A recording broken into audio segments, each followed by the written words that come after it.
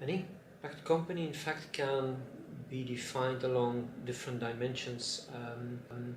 The word they mainly use is an inclusive company, which means that they should, in their business model, include both social and environmental issues. Now, what is important is that the way and the depth you include those two dimensions. I'm going to give you an example. If you're a textile company and you want to include social and environmental, you can use less wastewater, you can try to use less cotton, you can make sure that the waste belt of jeans and so on gets down, then you do less harm. This is an impact company, but a light impact company. If you truly want to go to a fundamental impact company, you have to change the business model.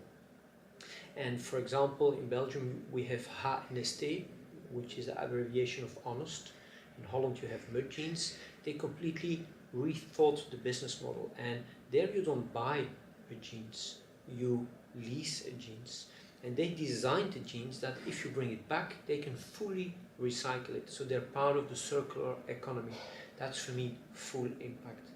The other one, the traditional ones, the Zara's, the Inditex, the H&M's, they're light impact. When is it the case that actually an economical approach is maybe more suitable than a philanthropic approach to invest in those companies, support those companies? Yeah.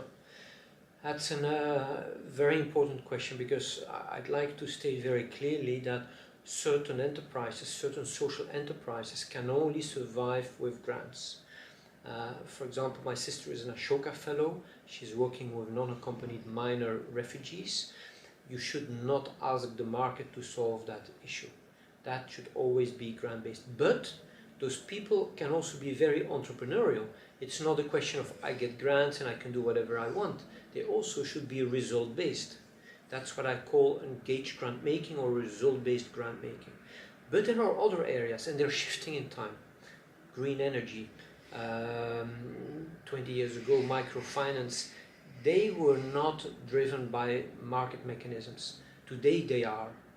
Biodiversity is not yet there, but will probably come over time. Mm-hmm. So what we see is that certain social and environmental issues can be accelerated and can attract more money, and by attracting more money also create more impact.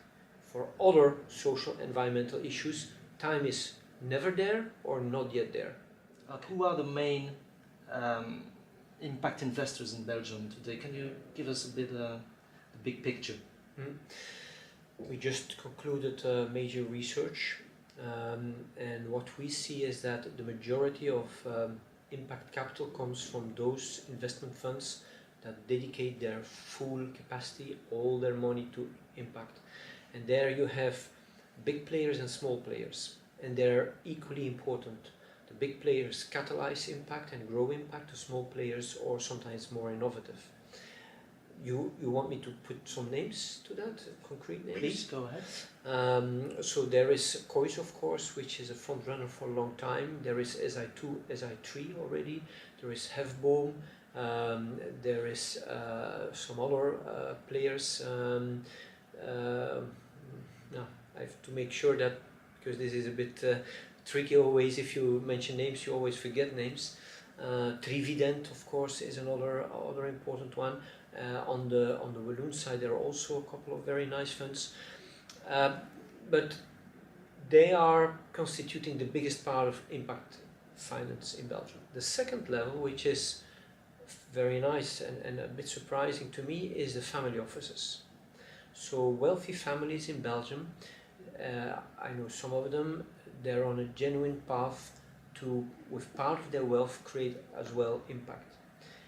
The third and fourth level, or more the banks, the traditional banks and asset managers, the ones were also a bit surprising that are not so visible yet in the landscape, or pension funds and insurance companies.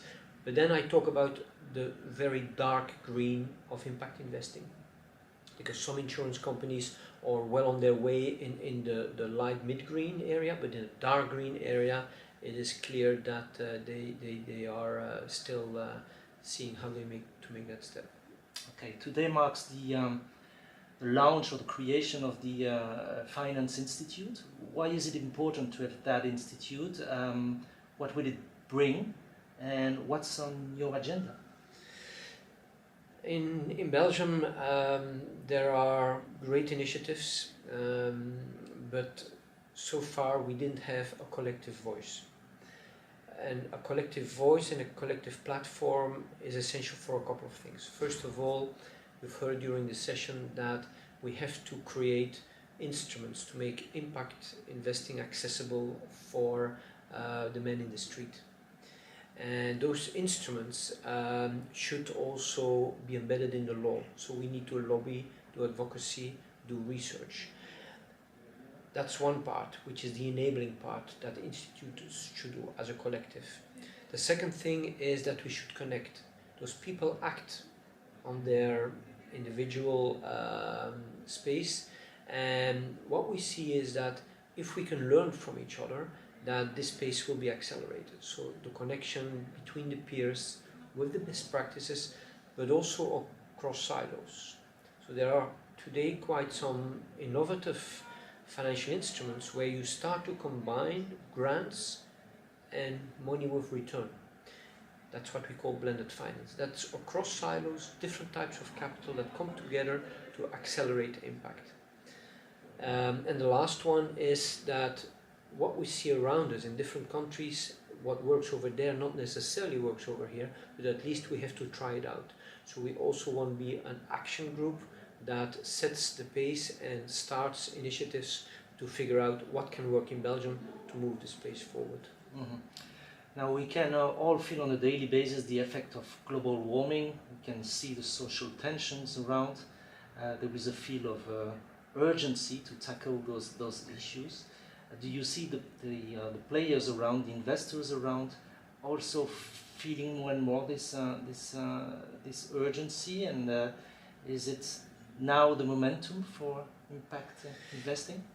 Well, what I've seen over the last 5, 7 to max 10 years is that the question why has been answered, and that it has turned into the question how. And that's already a big step forward. You've seen that many times with all the major transformation, whether it was women's rights or equality in the world. First we question why should we do this? And as you say, climate denial is over. There are a few people still talking about it, but it's more climate lethargy. Lethargy by, okay, it's real, but what can I do? How can I contribute? And that question is now front and center. So the different players start to answer those questions. How can I, with impact investing, contribute to this social inequality and this planetary urgency? And this is going to be a much more in-depth and more concrete and maybe a bit longer journey to come, because there we have to walk the whole path to make it happen. Okay, thank you very much. Thank you.